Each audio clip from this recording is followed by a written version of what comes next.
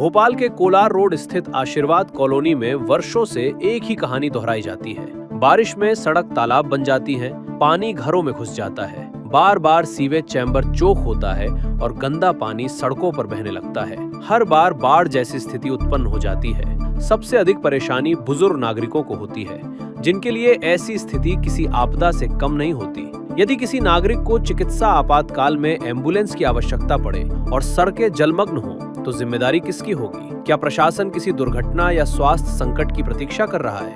स्थिति तब और गंभीर हो जाती है जब सड़क पर स्थित सीवेज चैम्बर बार बार ओवरफ्लो होकर गंदा पानी सड़कों पर बहाने लगते हैं। सीएम हेल्पलाइन में शिकायत की गई, लेकिन शिकायत को मांग श्रेणी में डालकर बंद किया जाता रहा।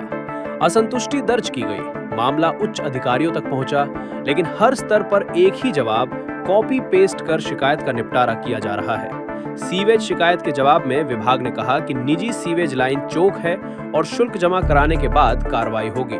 लेकिन शिकायतकर्ता का कहना है कि समस्या निजी लाइन की नहीं, बल्कि सड़क पर स्थित नगर निगम के मुख्य सीवेज चैम्बर के ओवरफ्लो की है। सबसे बड़ा सवाल, क्या विभाग ने अपने दावे के समर्थन में कोई तकनीकी रिपोर्ट, कोई निरीक्षण प्रतिवेदन या कोई परीक्षण रिपोर्ट दी? यदि नहीं, तो शिकायत को निजी समस्या कैसे मान लिया गया? सूचना के अधिकार के तहत प्राप्त दस्तावेज भी नए सवाल खड़े करते हैं। स्वीकृत सीवेज ड्राइंग और जमीनी स्थिति में अंतर दिखाई देता है। कुछ स्थानों पर योजना में दर्शाए गए चैम्बर दिखाई नहीं देते। पाइपलाइन के ग्रेडियंट और अलाइनमेंट पर भी सवाल उठ रहे हैं। क्षेत्रवासियों का आरोप है कि जल निकासी मार्गों पर अतिक्रमण और नियम विरुद्ध निर्माणों ने समस्या को और गंभीर बना दिया है। यदि ऐसा है, तो कार्रवाई क्यों नहीं हो रही?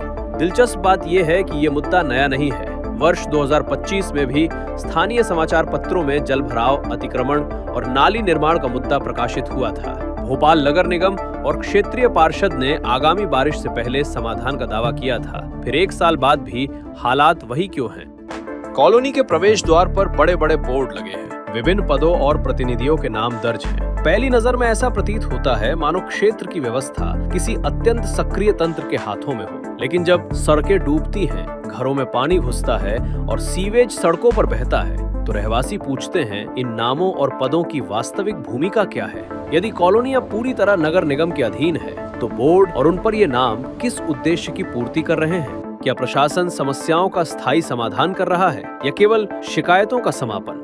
नगर निकायों की जिम्मेदारी केवल योजनाएं घोषित करना नहीं, बल्कि जल निकासी, सीवेज प्रबंधन और सुरक्षित नागरिक जीवन सुनिश्चित करना है। क्योंकि विकास का वास्तविक पैमाना प्रचार नहीं, जमीन पर दिखाई देने वाले परिणाम होते हैं।